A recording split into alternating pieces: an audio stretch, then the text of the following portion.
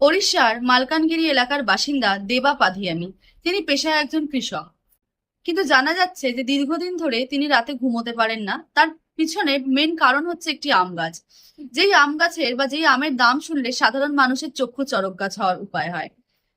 জানা যায় যে 4 বছর আগে উপহার হিসেবে তিনি একটা আম গাছের চারা পেয়েছিলেন এবং সেটিকে বাকি গাছগুলোর মতোই সযত্নে বড় করেন।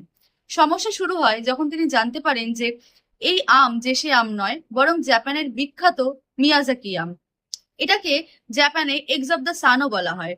কিছু রিজন রয়েছে এগস অফ দ্য সান বলার পেছনে, কারণ এই আমটা যখন পাকতে শুরু করে তখন টকটকে লাল রঙের হয়। এছাড়াও এই আম আমাদের সাধারণ আমগুলো থেকে অনেকটা বেশি মিষ্টি হয়। আন্তর্জাতিক বাজারে কিন্তু এই আমের মূল্য অনেক, প্রায় 3 লক্ষ টাকা প্রতি কেজি।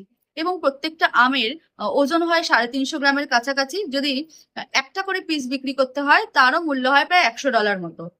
সেক্ষেত্রে বোঝাই যাচ্ছে যে একটা সাধারণ জায়গায় একটা অসাধারণ ঘটনা ঘটেছে। আর সেই কারণে দেবা পাধিয়ামি রাতে ঘুমোতে পারছেন না, তিনি পাহারা দিচ্ছেন রাত জেগে। তিনি পৌঁছে দিতে চান এই আমগুলো সঠিক জায়গায় এবং পেতে চান সঠিক মূল্য। যেহেতু বাজার সম্পর্কে বা এই আমের বাজার সম্পর্কে তার ধারণা কিছুটা কম, সেই জন্য তিনি নির্ভর করেছেন বিভিন্ন এগ্রিকালচার এক্সপার্ট এবং গভর্নমেন্ট অফিসিয়ালসদের ওপর, যারা তাকে সঠিক জায়গাটা দেখাতে সাহায্য করবে। কারণ বেশিরভাগ ক্ষেত্রে দেখা যায় এই আমগুলো হয় এক্সপোর্ট হয়, আর নয়তো বিভিন্ন যে প্রিমিয়াম হোটেল রেস্টুরেন্ট গুলো রয়েছে সেখানেই বিক্রি হয় বা সেখানেই পাওয়া যায়। কিন্তু দেবা পাধিয়ামি মনে করেন এই একটি গাছের পেছনে শুধুমাত্র আহ, কয়েকটা ফলই নয়, বরং মিশে আছে তার 4-4টে বছরের পরিশ্রম।